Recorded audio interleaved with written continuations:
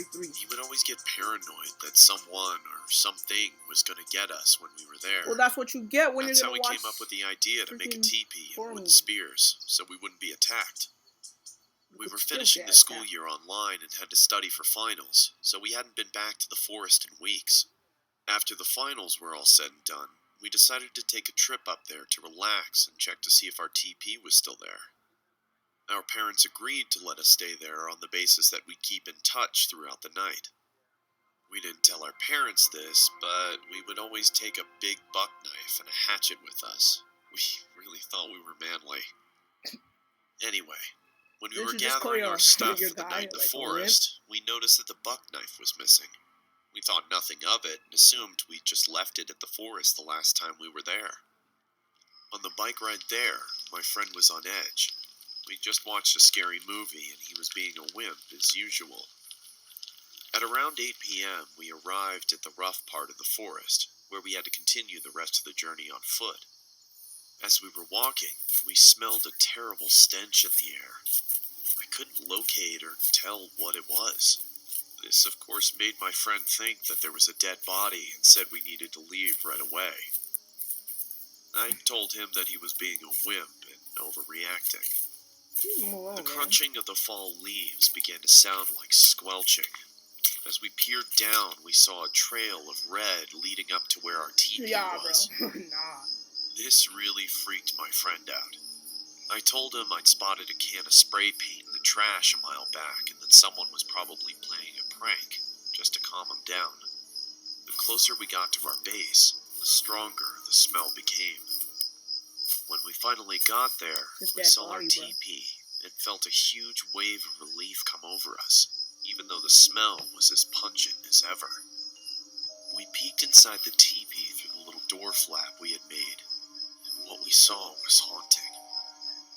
There was evidence of someone living there. The clothes looked Well, I like thought it was a men's. dead body. They were huge. We I have a continued blanket to to keep it. investigate the site. Behind the teepee was 2 rotting deer carcasses with a wooden Whoa. spear in one and a buck knife in the eye of the other. Wait, was that the book knife? At this point, my friend was already running back to our bikes, but I stupidly stayed for a little longer to scope out the area, when I was greeted by a deep, monstrous voice. Would you like to live with me forever? As I slowly turned around, I was confronted Look. by a creepy old man. I couldn't even begin to describe his face. Oh! It was unlike anything I'd ever seen in my life. I bolted back to my friend. Run, bruh. Luckily, he's a slow runner, so it was easy to catch up to him. We then biked back as fast as we could, not looking back. Is that it? I swear, bro. They always be getting me with these animations. This man, Christian Johnston, this guy's the best. His voice is just perfect for this. Imagine Corpse doing this. He already makes like these animations. What the hell is wrong with her hair? How long before we get there? Half of it is bald. Oh, she's one of those. We've been girls. in it for 11 days. You know what I mean. The prison center? How long now? We'll get there when we do.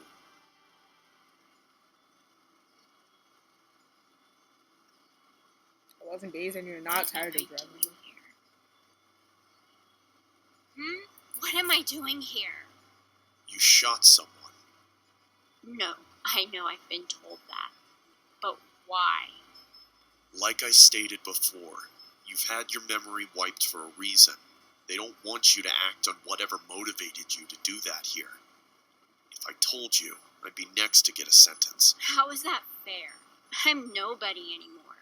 Roland does not exist. I'm not her. Even if I was before, I'm not now. And I wouldn't shoot someone. I'm not a killer. And You have the capacity to be. We've seen that. everybody does. If I really did do what you said I did, I must have been in a position where anyone would have done the same. Any memories that weren't directly targeted, you should find come back over time, if that helps. Why?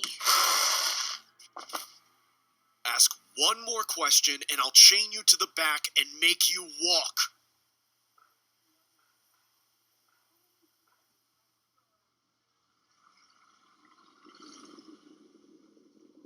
What do you mean walk? You gotta drive very slowly?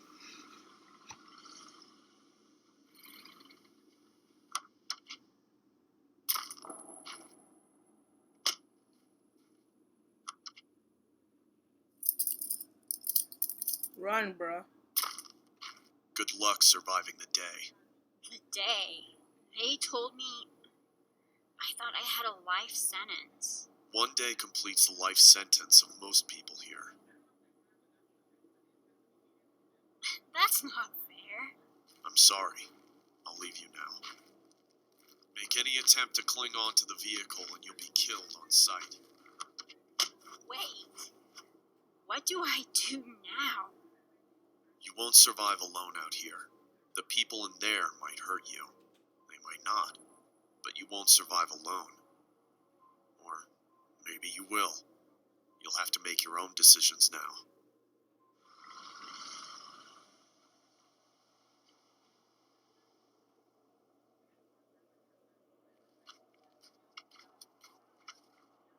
Don't even go in. Just run away.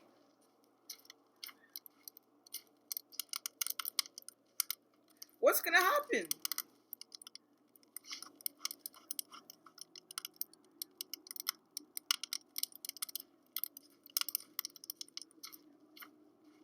Yo, he's dead, bro.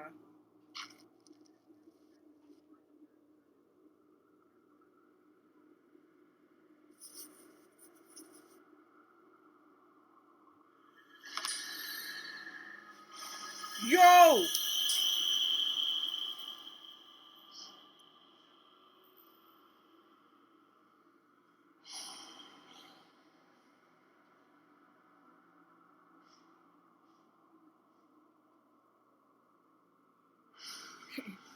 Eating some bread. Oh!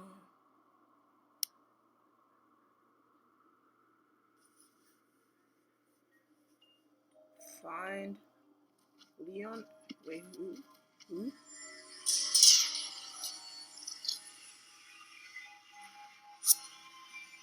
Don't be ballsy. Run away.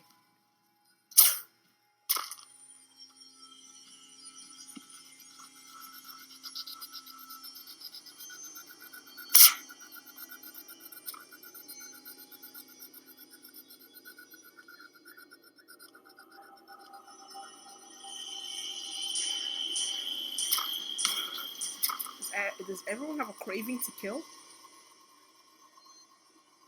Hey! Hey, stop! It's me!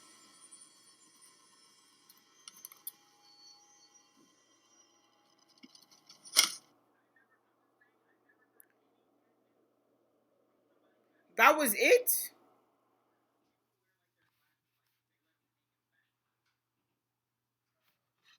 Okay, nah, bruh. That has to be the worst scary animation ever.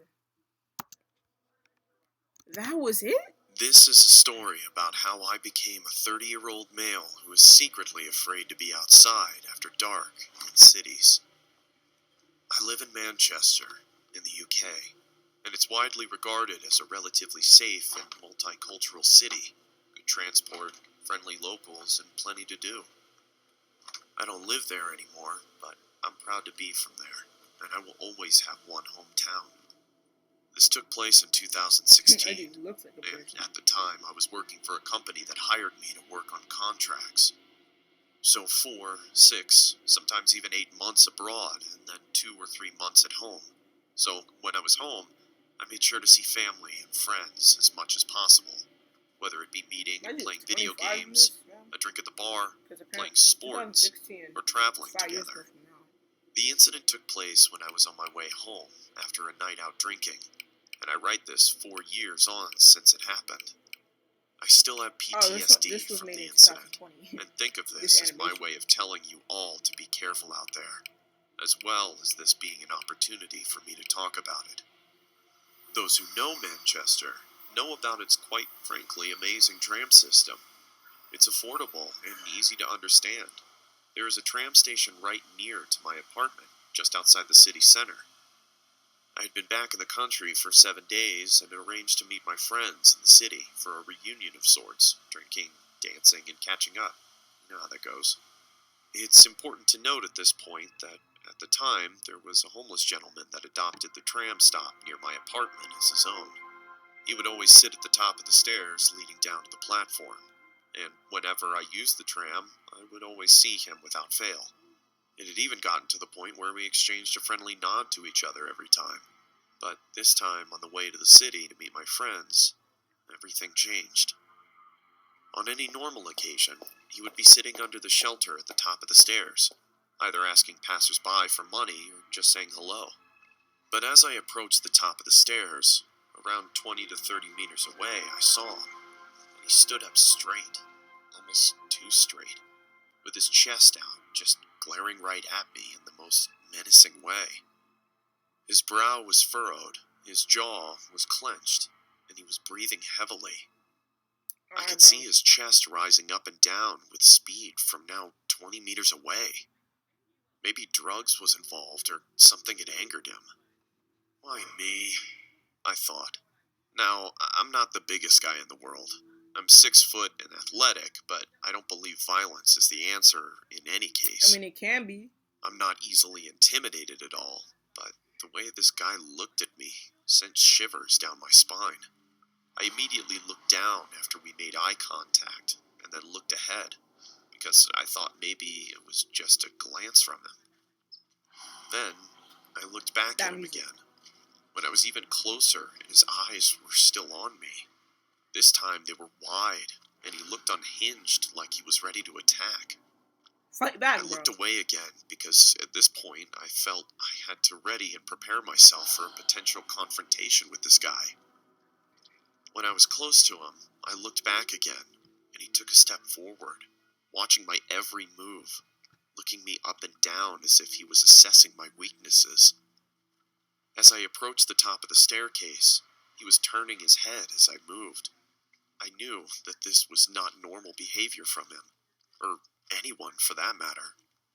I thought I have to address this, because he's freaking me out, so I stopped, met his gaze, and pointed my body towards him just before I went down the stairs, and I calmly asked him, "Is everything okay, mate?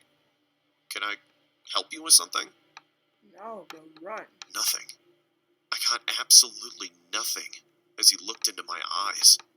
I could hear his fast breathing at this point through his nose, and he looked like he was having some sort of episode, so I moved on and quickly went down the stairs. What the fuck has gotten into this guy? I thought. I almost felt bad for him. At the halfway point of the stairs, I looked behind me to see him standing at the top, looking down, directly at me again. I could only describe the look he gave me as bone-chilling. He looked like a predator that had found his prey. I kept moving, as I didn't know if this guy had a weapon or what his intentions were at this point.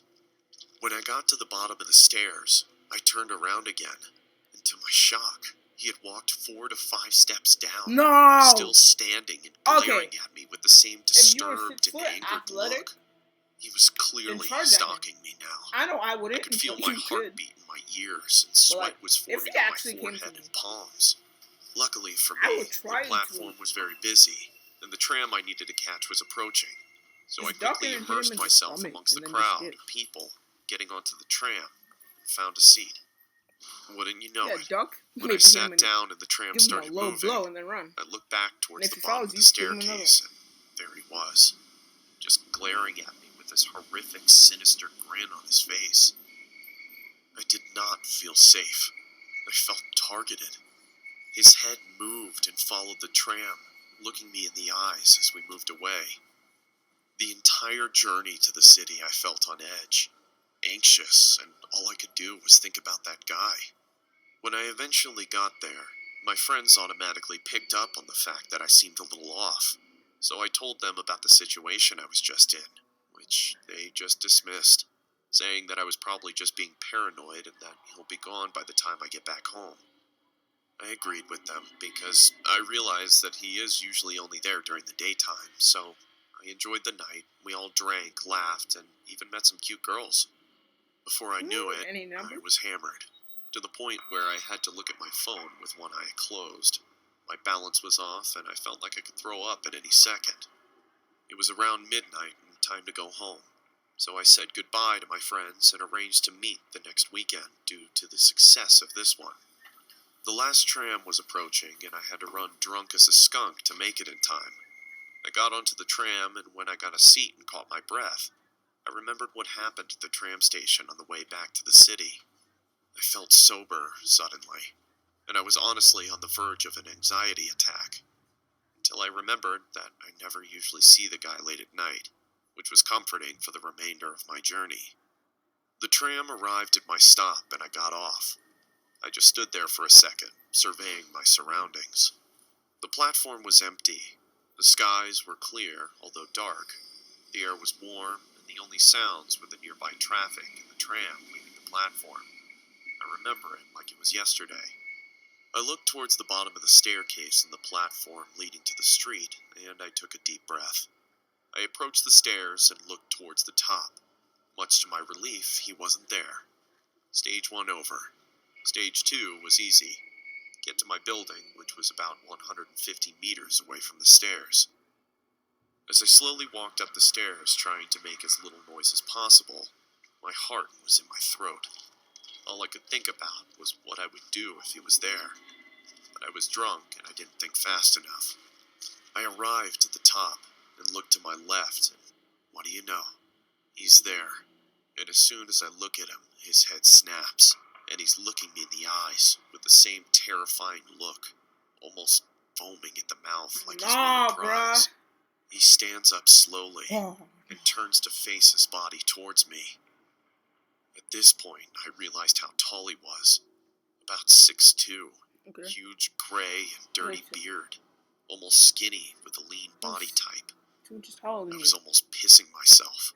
So to break the tension, I just nodded at him and told him, "Good night, mate," and I walked on quickly towards my apartment.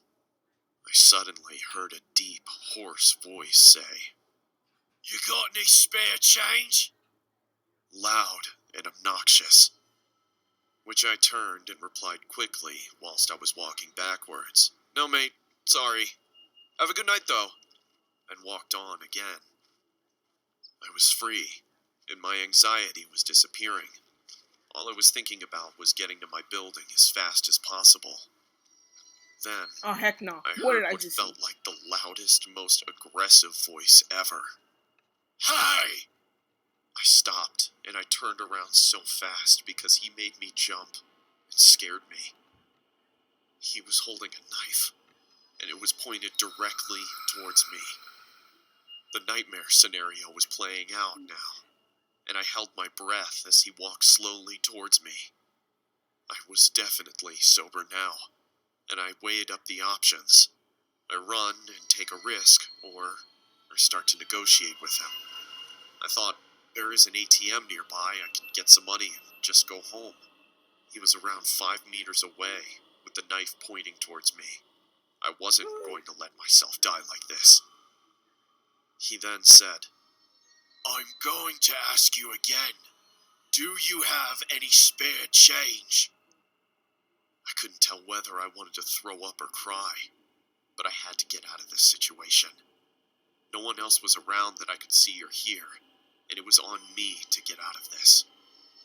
I said to him, "Look, there is an ATM." I couldn't even finish my sentence, because he had thrown the knife at my face. It hit me just above my eye, cutting me in my eyebrow, taking a chunk of skin clean off, and there was blood in my eye, partially blinding me, and there was blood all over my face almost immediately. I was blinded and breathless. I fell to one knee in shock, and I barely saw the knife in front of me on the ground through my drunken, shocked, and partially blinded state. So I reached for it as fast as I could. But it was too late.